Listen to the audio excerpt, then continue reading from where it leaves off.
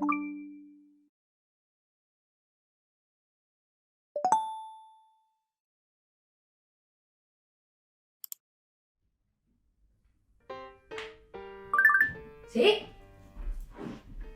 Hola, Alicia.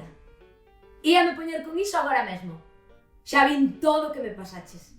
Parecenme apaixonantes todos eses datos xa máis contados a todo agora. Claro, falo coas tres agora mesmo, non te preocupes. Eu fago de hipervínculo sen problema. Dasme permiso para manexar remotamente o teu ordenador? Perfecto. Pois, alá imos.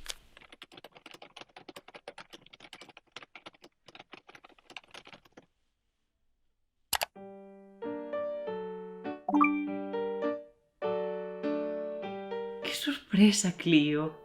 Había tempo que non me viñas facer unha visita. Porque non podía, Rosalía. Desde que traballo como hipervínculo, andoche moi atarefada. Non sei como das entendido todo isto. Eu sonche moi do século XIX. Pois eu aínda son máis vella, da Grecia clásica. Pero mira, non quero divagar. Alicia Mosquera, a presidenta da Asociación As Mulleres do Porvir, saúda, estános vendo? Contactou comigo porque está a facer unha investigación que ten que ver contigo. Mais ben cunha casa na que viviches cando eras nova. Un piso que alugou túa nai na Praza de Cervantes de Compostela e do que marchastes de seguida. Pecha os ollos. Busca na túa memoria a Compostela de 1853. Tiveches moitas experiencias felices e tamén dolorosas. 1853. Collo o tifo, morre Eduardo Pondal e a fame en Galicia acaba coa poboación. Nunca Santiago foi máis cemiterio e nunca un ollado ao ceo foi máis inútil. Pensa algo máis alegre, que senón Alicia vai pensar que teñen razón os que din que fuches unha muller tristeira que botou a vida a chorar. Hai quen pensa iso? Por esas cousas do cravo no corazón. Pero non divaguemos. Alicia pediume que vos reunise a Concepción Arenal, Emilia Pardo Bazán e a ti para... Esas dúas nunca ben se levaron, e aínda se levaron pior despois de que Emilia lle gañara a Concha naquel concurso sobre a vida e a obra do padre Fijo. Aquí está. Boas, señoras. Encantada de saudala. Ten que perdoar. Pensei que aparecería unha muller velliña e casa é máis nova que a min. É a vantaxe de estar nunha web.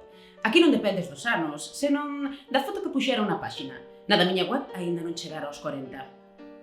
Ah, por iso parece que temos os mesmos anos, aínda que en realidade me leve 17. Esta reunión non sería para falar dos anos, non. Perdóeme, pero pareceme unha frivolidade.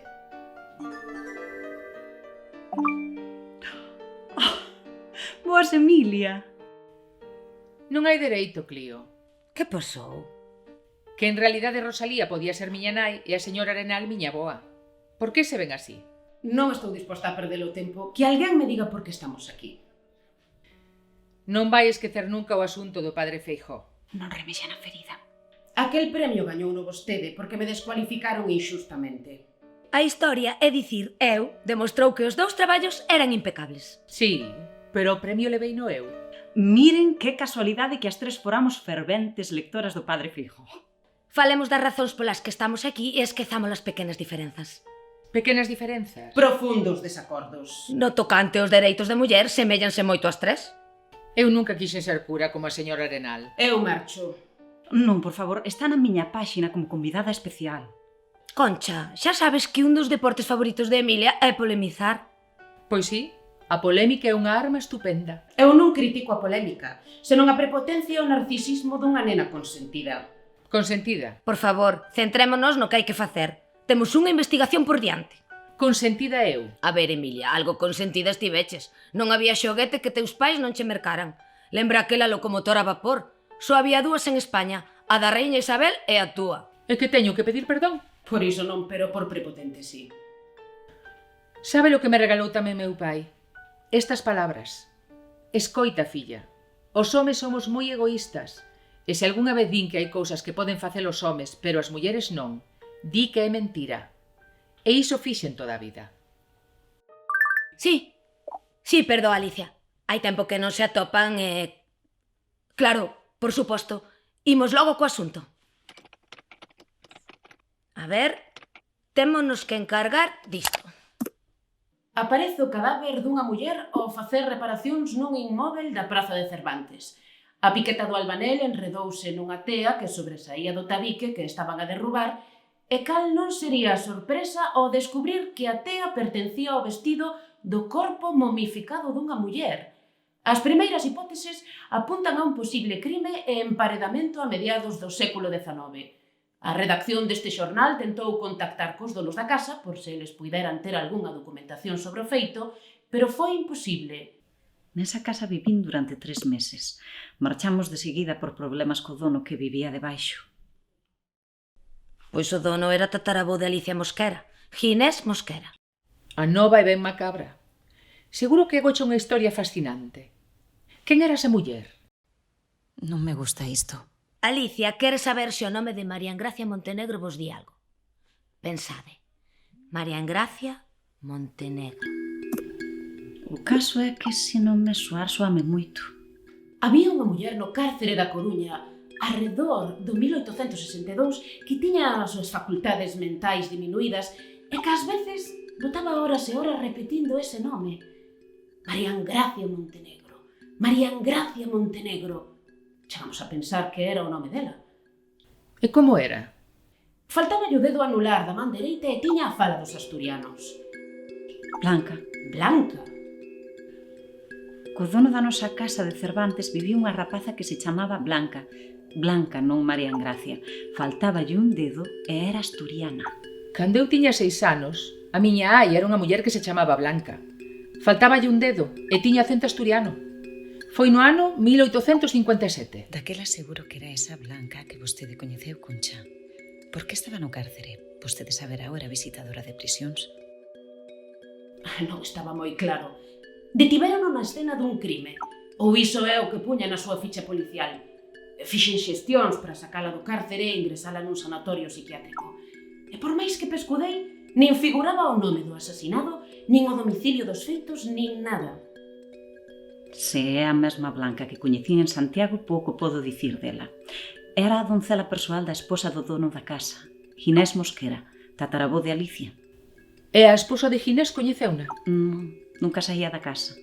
Que se estaba moi enferma, que se non saía porque estaba impedida, en fin, comentarios para todos os gustos, pero o único seguro é que ninguén a vira, non sendo o propio Ginés e a tal Blanca. Blanca estivo na miña casa moi pouco tempo, 1 ano nada máis. Eu non lembro nada extraño dela, só que daquela estaba preñada dun panadeiro que, por certo, facía os pastéis para chupar os dedos. Cando tivo fillo, deixou de traballar na nosa casa e xa non volvín saber dela. Está claro que por algo foi que esas dúas mulleres se cruzaron na vida das tres. Face de memoria. Rosalía, cando súa nai alugou o piso, dixo que tratara con Ginés. Era o dono do piso ou o administrador? O administrador. A esposa de Ginés era realmente a dona do patrimonio. María Engracia Montenegro. Como? A muller de Ginés era María Engracia Montenegro. Pois agora que o di, sí, tiña que ser ela. E o patrimonio todo era dela. Como se fose dele.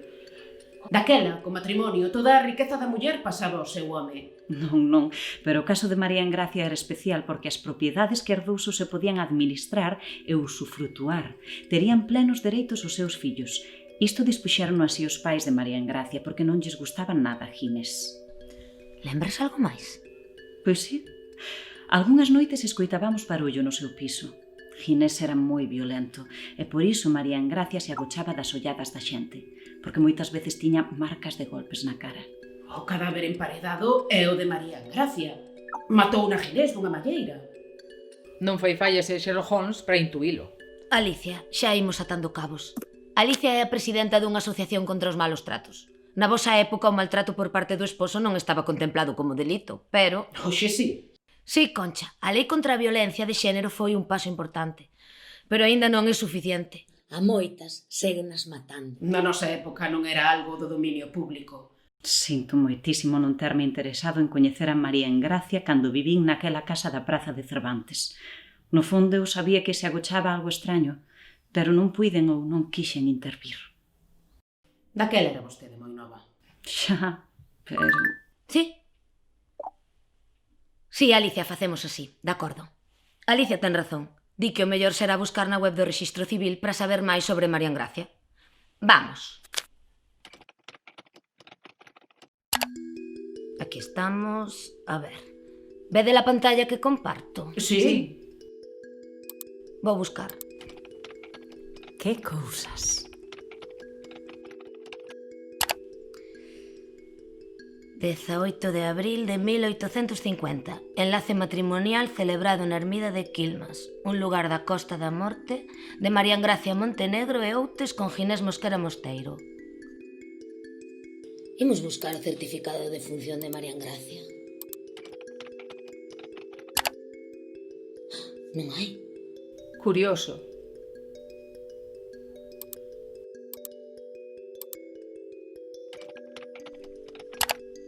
Mirade.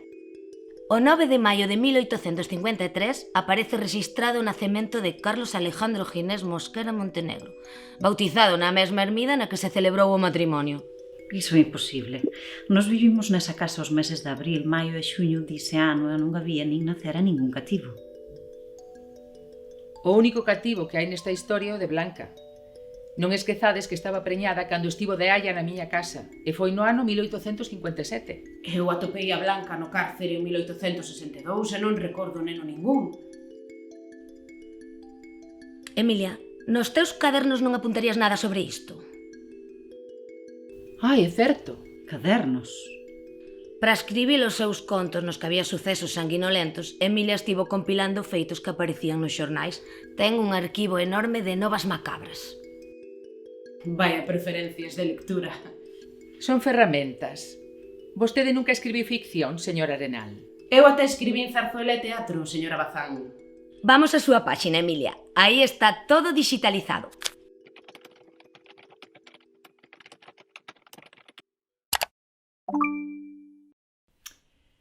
Quedoulles ben bonita, ou non? Se me desculpan, vou buscar nos meus arquivos. Lembra vostede algo máis do caso? A información era moi confusa. A prisioneira, Blanca, non a xulgaran, pero no seu expediente puña que cometera un asasinato. Tampouco se falaba da vítima. Volveu saber dela. Cando deixei de vivir na Coruña, seguía no sanatorio. Foi o último que souben. Acabo de atopar algo. Non é unha nova do xornal, senón un apuntamento no meu diario. Escoiten. 17 de abril de 1908. Recibo a visita do doutor Soneira. Entrégame un sobre con pertenzas dunha enferma que acaba de morrer. A enferma resultou ser a miña aia Blanca García. O doutor Soneira tomou a decisión de entregarme o sobre a min por ser a única persoa que el coñecía relacionada coa enferma. Poño o sobre na carpeta 103 para revisalo con calma despois.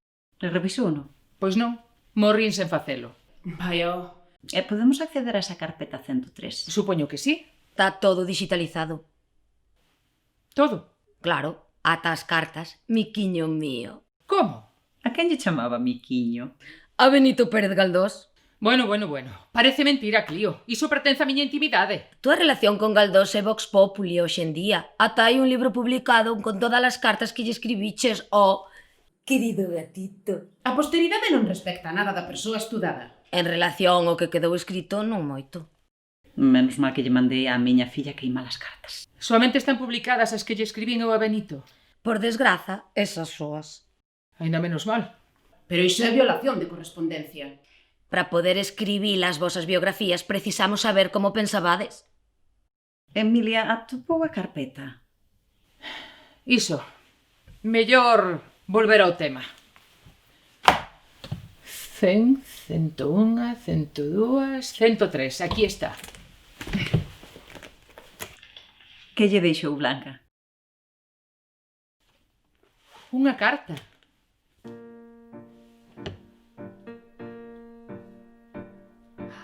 Que pon?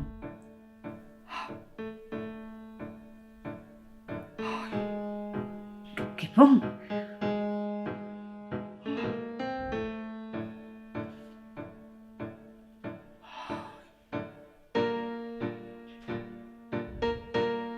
Que bon! Pois que, tal e como sospeitábamos, mallaba golpes na súa muller. En unha desas malleiras, María Engracia morreu e emparedouna. Non quería que ninguén soubese que ela estaba morta. Iso mesmo. María Engracia morreu sen descendencia e iso quitaba a el o control sobre o seu patrimonio, como puña no testamento. No rexistro pon que o fillo deles naceu o 9 de maio de 1853. Cando María Engracia xa estaba emparedada. Ninguén a botaba en falta, porque ninguén había saír nunca da casa. Así que deixou ali o cadáver e marchou para o pazo que tiña en Quilmas. Pero Blanca fora testemunha do crime, así que horrorizada, marchou chea de medo fuxindo de Ginés. Trasladouse a Coruña e foi cando entrou a traballar na miña casa. Coñeceu o panadeiro e casaron, ilusionados porque ian ter un fillo. Todo parecía ir ben, ata que unha noite na que estaban a traballar no pan, petaron na porta. O marido foi abrir.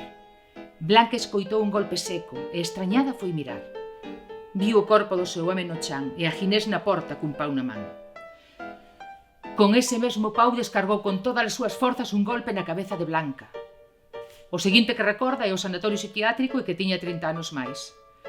A prensa da época achacara a ela a morte do seu marido, pero non nomea nunca a existencia dun cativo. Por que Ginés fuxiu con el? Como fixo para amañar o rexistro que pensaran que era o seu fillo? Todo cadra polo que pon aquí. A ermida de Quilmas, onde casara e bautizara o seu fillo, sufriu un incendio e arderon os libros do rexistro. Así que fixeron un rexistro novo. E Ginés facilitou os datos que quixo. Si o fillo de Blanca pasou a ser o seu fillo, e el puido seguir manexando o patrimonio de María Engracia. Non sería el quen queimou a ermida?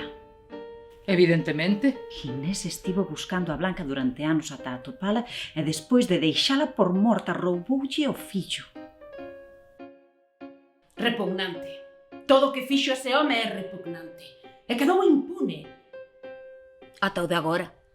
Alicia, isto confirma as túas sospeitas, non? Moi ben. É bo saber a historia das nosas familias, aínda que ás veces sexa dura. Grazas a vos todas, este crime vai sair á luz e Ginés será considerado na memoria de todo o país un asasino. E agora... Haberá que despedirse. Dá un pouco de mágoa. Estaba a collelo gusto a estar con vos. Desde logo. O mesmo digo, unha mágoa dicir adeus. Alicia está a construir unha páxina web nova para recoller todo tipo de información sobre vos. A páxina vaise chamar As Mulleres... Do Porvir. Como sabes? Simple deducción. As mulleres do Porvir, como o seu libro, Concha. Non imagino un nome mellor. Grazas, Emilia. Nunca pensei que despois de 100 anos seguiría estudándose a miña obra. Pois xa ve que sí. Estades de acordo? Por suposto. Desde logo. Unha honra. Axudámoslle colocándovos para a foto da portada. Como? Penso que podemos prescindir un pouco do rigor histórico neste momento. Poñédevos todas xuntas. Como? Así?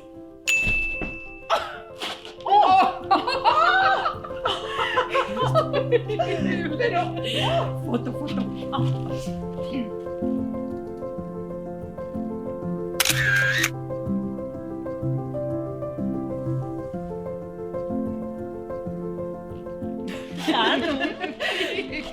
Grazas, Clio.